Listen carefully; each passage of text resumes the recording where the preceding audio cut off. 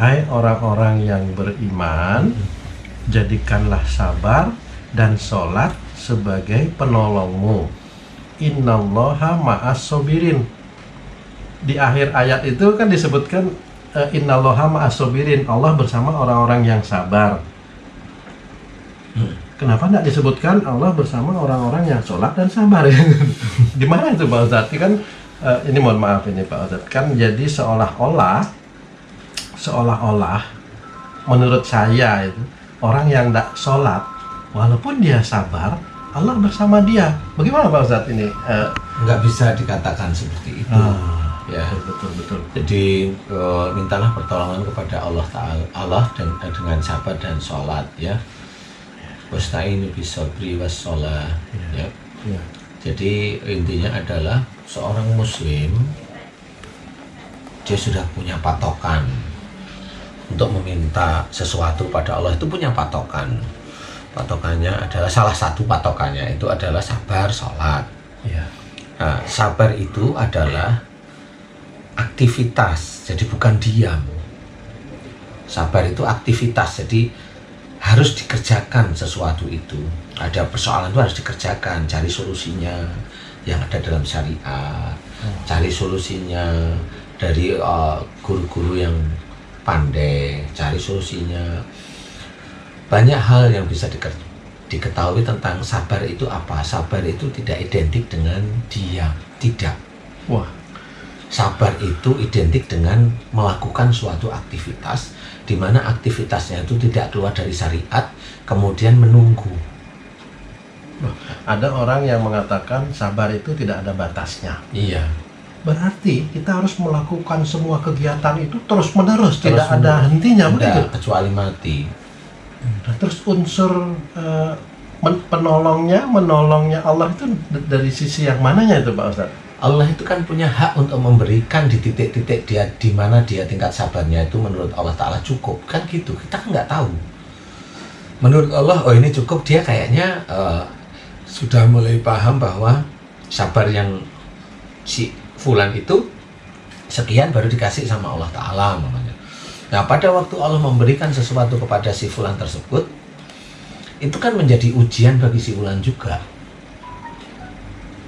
Nah, pada waktu itu dikasih sama Allah, itu kan menjadi ujian. Nah, ujian itu sendiri dia juga harus menjalankan dengan sabar lagi. Jadi sabar itu sendiri, contoh umpamanya seseorang muslim, dia nikah, dia berdoa, ya Allah jadikan aku dengan si A, kan gitu ya. Pada waktu Allah itu mengabulkan, kan nggak selesai. Kesabaran dia dengan dapat si A itu nggak selesai. Apakah dia dapat menikah dengan itu senang-senang? Nggak ada ciri senang-senang. Dia dapat, kan ada sesuatu yang harus dilakukan. Si A itu nggak taunya karakternya seperti ini, si A nggak taunya karakternya seperti ini. Yang dulu kelihatannya itu enak, nggak taunya dalam perjalanan nikahnya seperti ini. Lah itu kan ada perjalanan, dia harus melakukan aktivitas lagi. Dia sendiri juga melakukan kesabaran demi kesabaran, kan seperti itu. Kan nggak berhenti habis dapat si A terus kayak di bioskop itu happy ending, enggak seperti itu. Komplek, semuanya kan komplek. Makanya sabar itu memang nggak selesai. Sholat sendiri juga nggak selesai. Jadi bukan berarti nanti setelah dia dapat kemudian sabarnya dihilangkan, kemudian sholatnya dia berhenti, kan begitu. Itu kan manusia muslim yang hanya menginginkan dunia. Jadi sholatnya dia cuma menunggunya dia, saya tidak bilang sabar. Menunggunya dia itu hanya untuk mendapatkan duniawi. Dia tahajud, dia duha agar apa yang diinginkan tercapai. Setelah tercapai lupa, padahal tercapai itu ya ujian baru lagi bagi dia. Nggak usah dia, ya kita sendiri juga seperti itu. Contoh nih Pak Ustadz, contoh. Jadikanlah sabar dan sholat sebagai penolong. Misalnya nih ada seseorang, dia ingin menyelesaikan satu pekerjaan. Anggap aja dia seorang insinyur yang sedang mengerjakan proyek. Dia ingin minta pertolongan Allah supaya proyek dia itu bisa selesai dengan baik gitu. Ketika proyek itu selesai dengan baik, apakah pertolongan Allah itu berhenti hanya sampai di situ aja, atau bagaimana maksudnya dia jadikanlah sabar dan sholat sebagai penolongmu. Padahal dia memang minta pertolongan Allah supaya pekerjaan dia itu selesai dengan baik misalnya. Ya memang boleh. Boleh. Ingat, kan yang namanya pekerjaan itu nggak selesai kalau pekerjaan itu selesai. Kan gitu harus dipikirkan.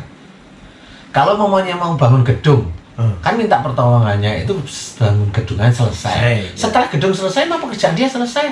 Kalau pekerjaan dia selesai itu mati dia namanya. Kan nggak selesai, dia harus mengerjakan sesuatu. Nah pada waktu gedung itu selesai, emang pekerjaannya selesai pada waktu gedung selesai? Enggak. Pada waktu gedung itu selesai, emang dia nggak sombong, emang dia nggak ujub, emang dia nggak riak dengan kondisinya. Lah itu kan nggak selesai namanya. Kan selesai kan menurut otaknya, menurut matanya. Menurut Allah itu ujian itu setiap saat. Dia diselesaikan oleh Allah Ta'ala membangun gedung, tapi dia tidak selesai dalam kehidupannya. Lah kan seperti itu. Lah kalau dia merasa selesai, selesai mati aja.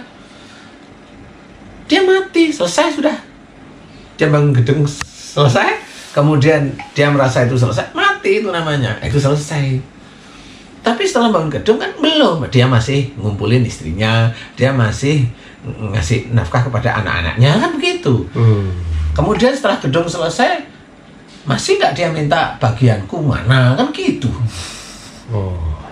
Nah, kalau ada teman ini Pak Ustadz, teman cerita, dia ngomong kalau saya ini sudah tidak manfaat buat orang lain, sudah tidak bisa memberikan pertolongan atau berguna bagi orang lain, dia minta sama Allah supaya dicabut nyawanya.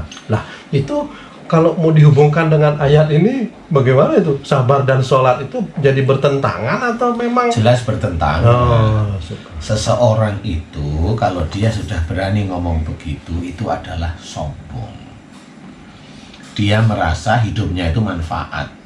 Lah orang itu manfaat untuk siapa? Mas, dia itu mikir itu manfaat untuk siapa? Loh, manfaat untuk keluarganya bisa. Manfaat untuk tetangganya aja belum tentu. salah itu Pak Ustadz. Loh ya salah, dia bilang hidupnya tidak manfaat itu udah salah. Hidup itu berarti ya untuk dirinya, untuk keluarganya, untuk sosialnya, dan untuk agamanya. Lah dia di titik mana? Lah kalau ditanyain bukan ke keluarga, langsung ke agamanya, emang manfaat? Kalau enggak berarti Allah. Oke, nanti dulu, jangan dijawab enggak. Oke, kita berpikir begini.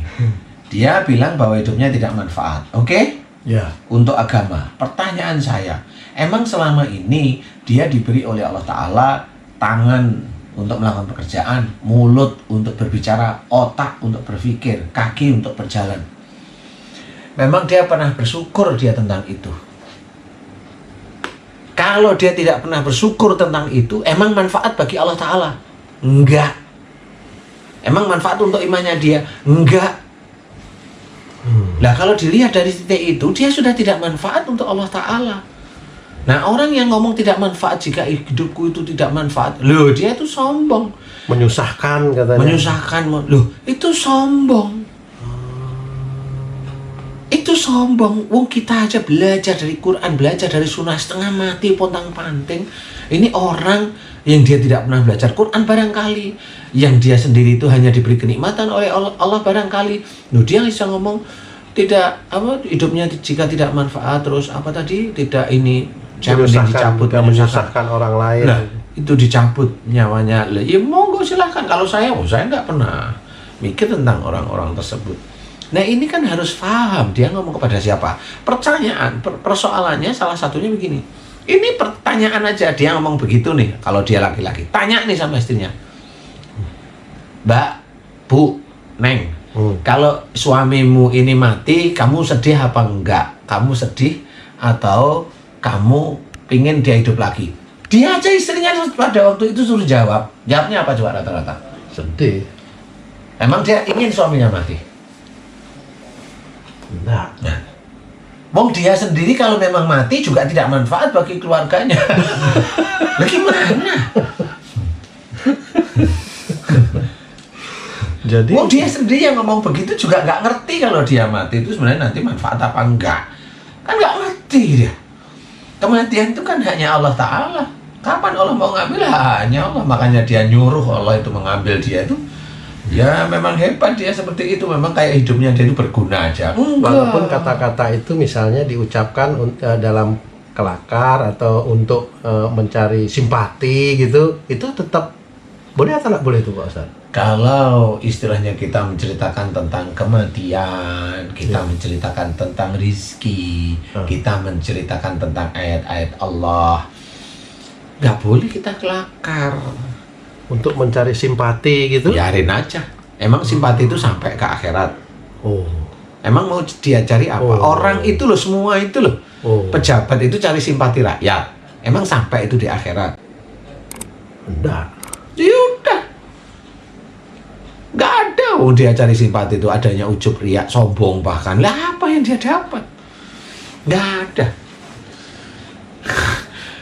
Kita itu mencoba belajar serius, jangan untuk bercanda. Jadi kata-kata pun itu harus ditoto gitu Pak Ustaz? Itu adab. Allah. Makanya Allah itu mengatakan lintalahum, lemah lembutlah kamu kepada mereka. Mereka itu siapa? Mereka itu ya istri, ya anak, Teman, ya teman, orang tua. orang tua. Hah? Orang tua, ya. Iya kan? Kepada anak yatim, Oh. kepada para ulama, pada orang yang memusuhi, tetap dia akan lemah lembut. Kepada siapa lagi? Kepada atasan. Lemah lembut kepada atasan. Tapi Kepada siapa atasan, lagi? atasan kepada bawahan kadang-kadang enggak. Biarin aja, itu kan nggak urusan. Oh gitu ya. Itu kan. Nah, kepada Allah juga harus lemah lembut. Nah, kalau ngomong dia nantang mati itu gimana? Itu lemah lembut bukan? Iya. Itu Masya Allah. sumpah yang tidak baik sebenarnya. Nah, seperti itu dia harus bayar kafarat atau kifarat. Seperti itu. Jangan merasa dirinya hebat. Enggak, seperti itu enggak boleh. Tadi yang sama atasan tadi Ustaz. Kan kita misalnya Ustaz, atasan kita marah, ngamuk, kata-katanya kasar. Kan kalau kita diem pasti takut. Tapi kalau kita nggak ngomong, kita ngomong salah, nggak ngomong salah. Nah itu letak sabarnya sampai kapan? Bagaimana itu Ustaz? Ya, namanya juga bawahan mau gimana ya, kalau nggak pingin jadi bawahan ya bikin perusahaan. Kan ringan. Kalau ingin Artinya titik sabarnya itu Ustaz. ya selama jadi bawahan mau kemana? Jadi artinya tidak harus, kan tadi kalau dengar dari Ustaz yang awal tadi bicara, sabar itu sampai kapan? Sampai mati. Batasnya usia. Kalau kita sama atasan, misalnya kita tidak kuat, bisa kita lompat. Boleh. Resign? Bisa. Boleh. Mukul atasan nek berani. Enggak, kalau itu bercanda aja. Bukan masalah serius. Ini kan sudah langsung di-clear. Enggak Ya, boleh ya. tetepan gitu. Maksudnya itu ya enggak boleh lah. Karena bagaimanapun juga itu juga atasan. Karena kan dongkol juga nggak boleh kan Ustaz? Ya, dongkol langsung istighfar. Dongkol itu manusiawi tapi langsung istighfar. Oh ya, saya nggak boleh, menurut syariat saya nggak boleh dongkol. Ya sudah, nggak usah dongkol. Terima aja sekali, 2 kali, 3 kali, 4 kali, 5 kali, 10 kali. Ya kita lihat aja. Batasannya itu Ustaz. Ya nggak ada batasan. Emang mau gimana? Kalau memang masih mau bekerja di situ, kamu mau bekerja di situ sampai berapa? 10 tahun, 15 tahun. Tapi kamu dongkol ya, kamu bisa stroke. Nah kalau kamu sudah ada sampai 15 tahun, sampai 20 tahun, ya nggak usah dongkol, ya udah di situ aja, terima aja karena Allah kan enak. Bisa aja kalau kamu itu ikhlas menerima hal-hal yang tidak enak, tapi tetap diterima ikhlas karena Allah Ta'ala, bisa aja itu menjadi pahala. Oh itu ujianmu, kan gitu. Emang Intinya ujianmu ujian itu intinya. nggak cuma marahan dari atasan. Loh, ujian itu dapat rezeki juga sama aja. Masa dapat rezeki seneng dimarahi atasan nggak mau? Akhirnya apa? Akhirnya orang itu nanti akan sak maunya sendiri. Kerja semaunya sendiri loh. Lah kok kerja semaunya sendiri sih? Ya kan nggak bisa, ada aturannya. Kalau sudah masuk dalam aturan kerja kemudian bosnya masih marah-marah, itu urusan dia sama Allah. Kalau bosnya orang muslim urusan dia sama Allah. Kalau bosnya non muslim biarin.